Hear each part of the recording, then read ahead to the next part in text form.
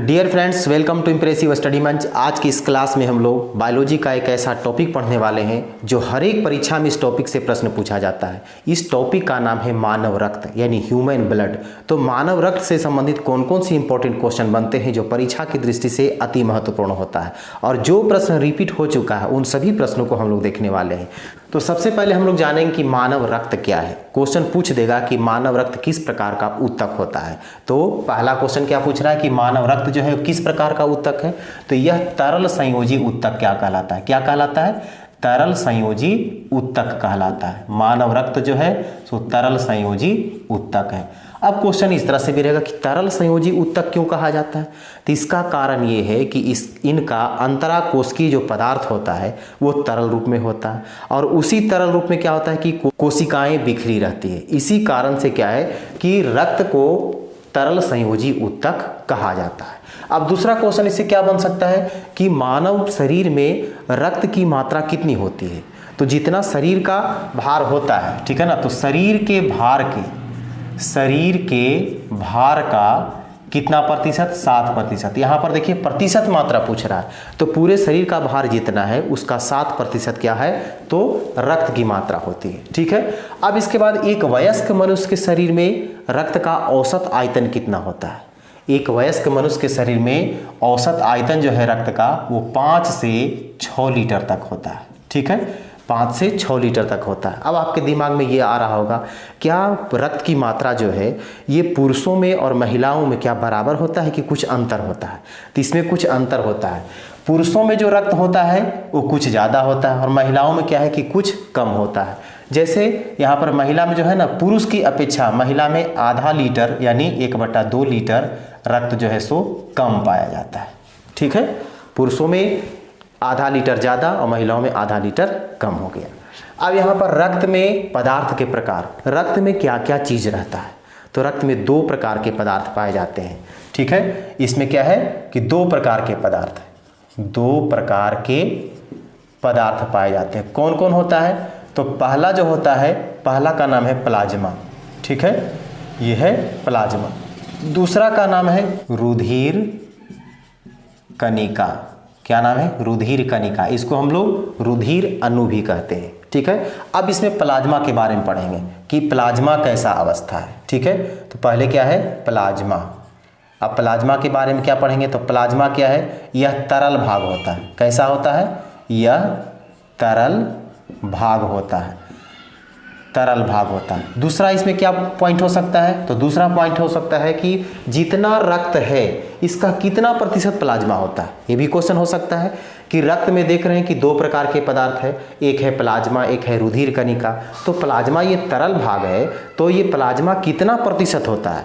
तो यहाँ पर क्या हो जाएगा कि यह जो है ना, यह रक्त का 60% भाग होता है। ठीक है, 60% भाग होता है।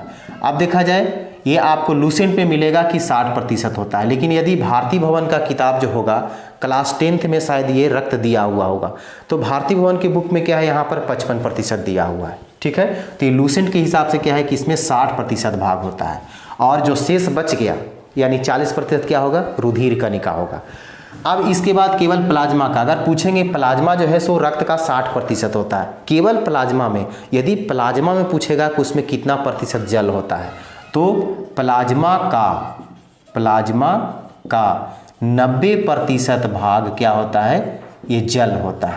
ठीक है ना, 90% भाग जल होता है। अब इसके बाद ये पूछ लिया जाए कि प्लाज्मा में 90% भाग तो जल हो गया, अब जो 10% होता है तो 10% में क्या क्या चीज़ पाया जाता है? उसमें 3 चीज़ मुख्य है। तो पहला चीज़ क्या है कि 7% जो होता है वो प्रोटीन होता है। ठीक है ना, प्लाज्मा में 7% जो भाग है वो प्रोटीन होता है। इसके बाद 0.9% जो होता है वह लवण होता है, और क्या है 0.1% ये क्या होता है? ये ग्लूकोज होता है। ठीक है ना, ये ग्लूकोज की मात्रा होती है, ग्लूकोज होता है, और जो शेष बचिया उसकी मात्रा बहुत कम होती है। इसमें क्या क्या देखें कि प्लाज्मा जो है सो तरल भाग होता है, ये पूरे रक्त का कितना प्रतिशत होता है तो 60% होता है। इसके बाद प्लाज्मा जो है, प्लाज्मा में कितना प्रतिशत जल पाया जाता है तो 90%। प्लाज्मा में प्रोटीन कितना होता है तो 7%। ग्लूकोज कितना होता है 0.1%। और लवण कितना होता है 0.9%। ये हो गया। यदि इससे संबंधित ये पूछ लिया जाए कि प्लाज्मा का कार्य क्या होता है तो प्लाज्मा का क्या काम होता है, तो प्लाज्मा का जो काम होता है, प्लाज्मा का जो कार्य है, ये क्या करता है तो पचे हुए भोजन को और हार्मोन्स को ये पूरे शरीर में संवहन करने का काम करता है। क्या काम करता है तो पचे हुए भोजन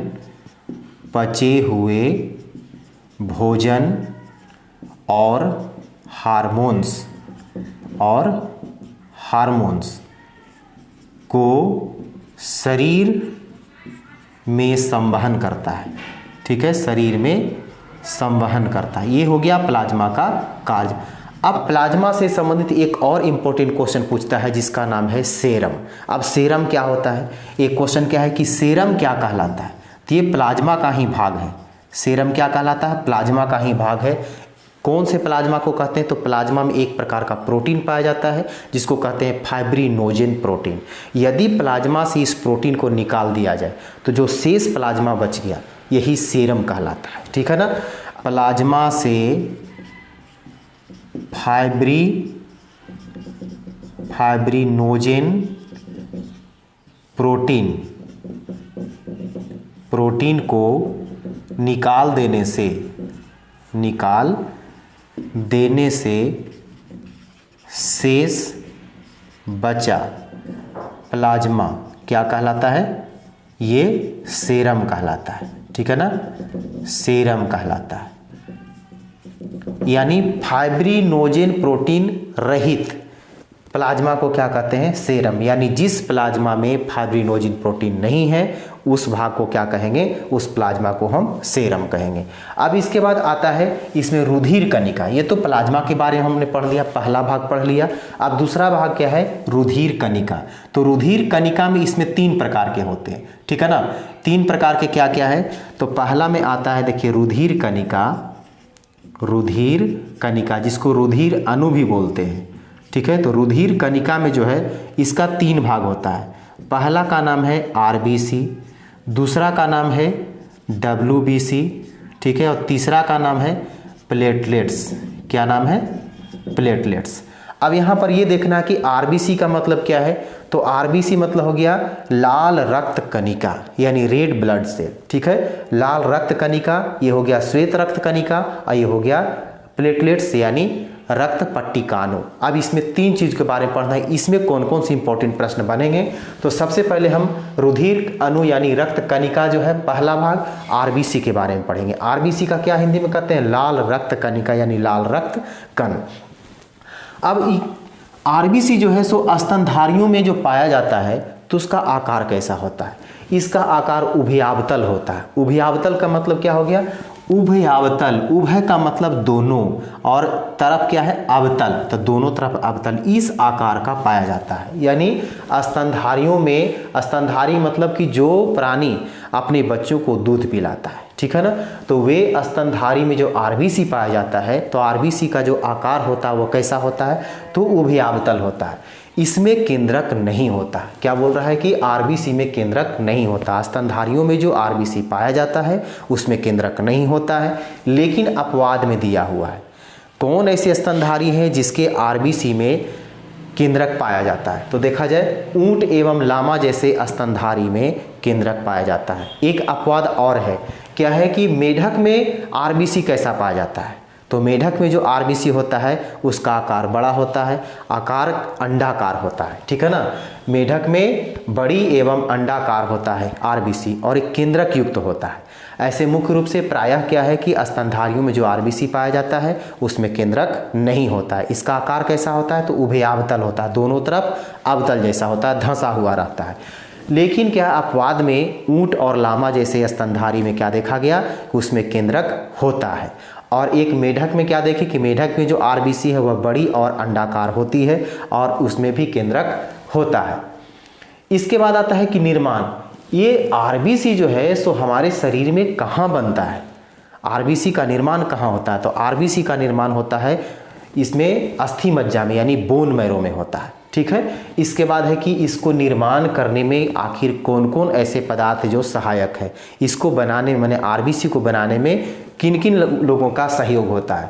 तो इसमें प्रोटीन का सहयोग होता है, इसमें आयरन का, और इसमें क्या है विटामिन B12 का और फोलिक एसिड का। इन सभी पदार्थों से क्या बनता है, तो आरबीसी का निर्माण होता है। ठीक है, आरबीसी के निर्माण में कौन कौन सहायक है, तो प्रोटीन, आयरन, B12 और फॉलिक एसिड। ठीक है, इसके बाद है कि भ्रूण अवस्था में ये कहाँ बनता है, भ्रूण अवस्था में यह यकृत में बनता है और प्लीहा में बनता है। ठीक है, और इसके बाद इसका जीवन काल कितना होता है, आरबीसी कितना दिन तक जिंदा रहता है, इसका जीवन काल जो है सो कम से कम 20 और अधिक से अधिक 120 है, यानी 20 से 120 दिन तक इसका आयु होता है।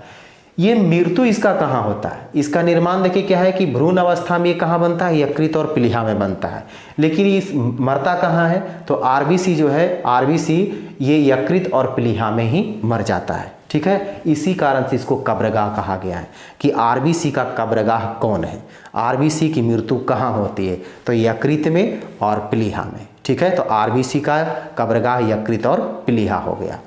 अब इसके बाद देखना है कि आरबीसी में क्या पाया जाता है। जैसे हीमोग्लोबिन का नाम सुने हुए कि हीमोग्लोबिन जो है सो आरबीसी में पाया जाता है, तो इसमें हीम वर्णक के कारण क्या है कि इसका रंग लाल होता है। देखा जाए हीमोग्लोबिन जो है, हीमोग्लोबिन इसमें दो शब्दों से ये बना हुआ है। ठीक है, हीमोग्लोबिन, तो हीम जो है, हीम क्या होता है, तो हीम जो है सो एक वर्णक होता है। ठीक है ना, हीम क्या है, एक वर्णक होता है जिसके कारण कहता है कि रक्त लाल होता है। और ग्लोबिन क्या है, तो ग्लोबिन एक प्रकार का लौह युक्त प्रोटीन होता है। ठीक है, हीम एक वर्णक है, रंजक है, और ग्लोबिन क्या है कि एक प्रकार का लौह प्रोटीन है, लौह युक्त प्रोटीन है।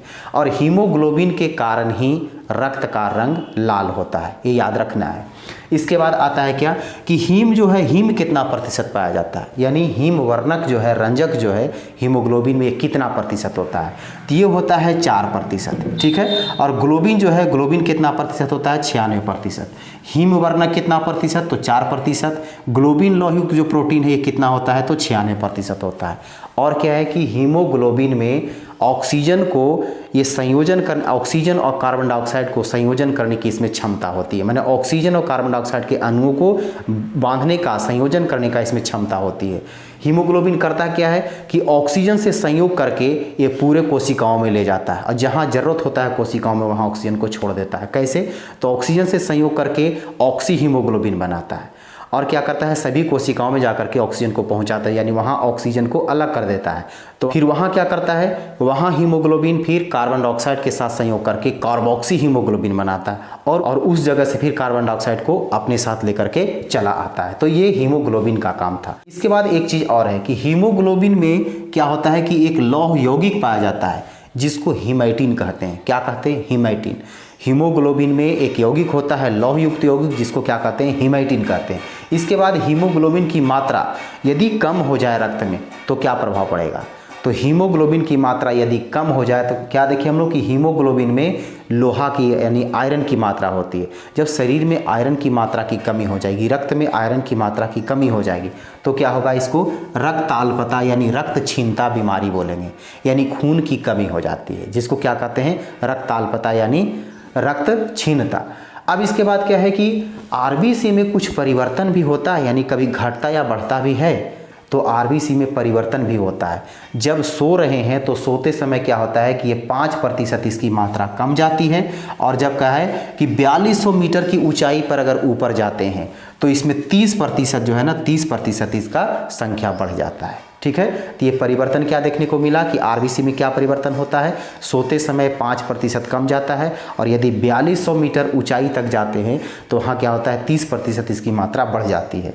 अब हीमो यहाँ पर जो है आरबीसी जो है, आरबीसी की संख्या को यदि हमको मापना है तो किस यंत्र के द्वारा मापा जाता है, इसका नाम है हीमोसाइटोमीटर। क्या नाम है, हीमोसाइटोमीटर। अब इसको एक बार फिर से दोहरा लिया जाए कि आरबीसी से कौन कौन सा इंपॉर्टेंट क्वेश्चन बनता है। तो आरबीसी का पहले क्या नाम है, लाल रक्त कण यानी लाल रक्त कणिका। ठीक है, ये स्तनधारियों में किस आकार का होता है? तो ये स्तनधारियों में उभयावतल होता है। क्या इसमें केंद्रक होता है? तो केंद्रक नहीं होता है। लेकिन अपवाद में हमें क्या क्या देखने को मिला?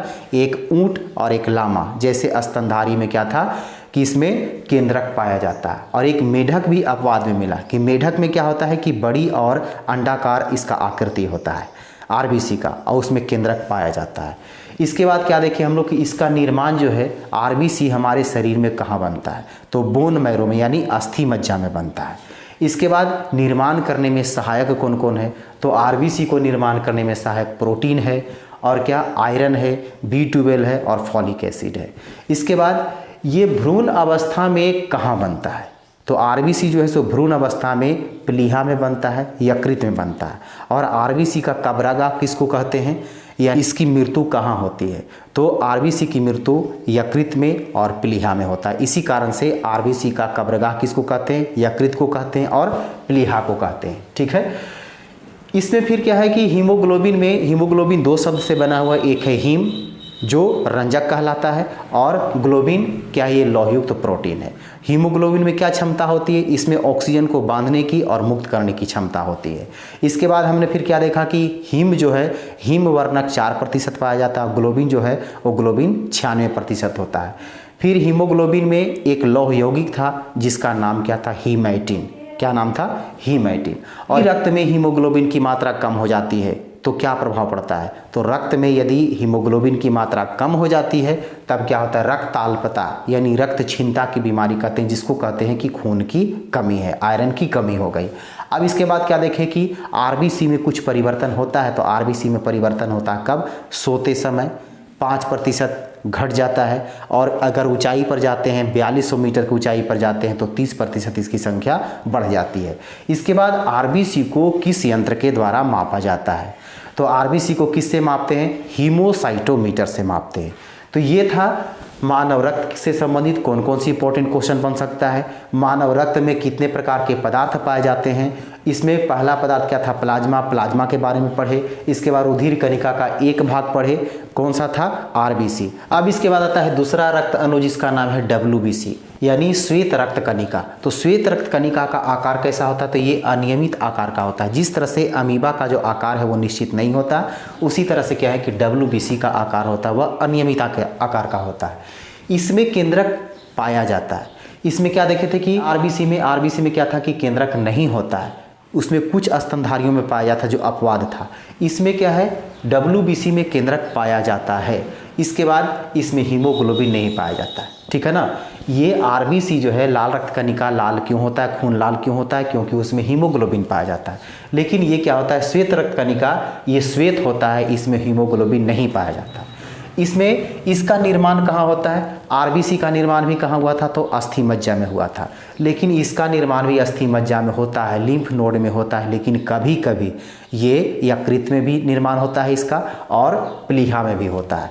ठीक है। इसका जीवन काल कितना होता है? तो WBC का जीवन काल 2 से 4 दिन का होता है। आरबीसी का जीवन काल कितना देखे थे? तो 20 से 120 दिन तक होता है। फिर ये WBC का मृत्यु कहाँ होता है? आरबीसी का कब्रगाह किसको कहे थे? इसमें यकृत और प्लीहा को कहे थे।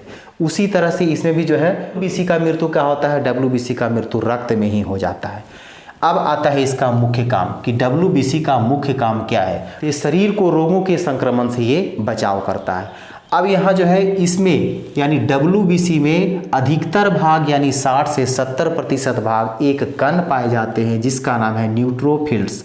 ये कण क्या करता है? रोगाणुओं और जीवाणुओं को भक्षण कर जाता है, जिसके कारण क्या है कि जब भी हमारे शरीर में यानी रक्त में रोगाणु प्रवेश करता है तो यही WBC क्या करता है? उस रोगाणुओं को नष्ट कर देता है।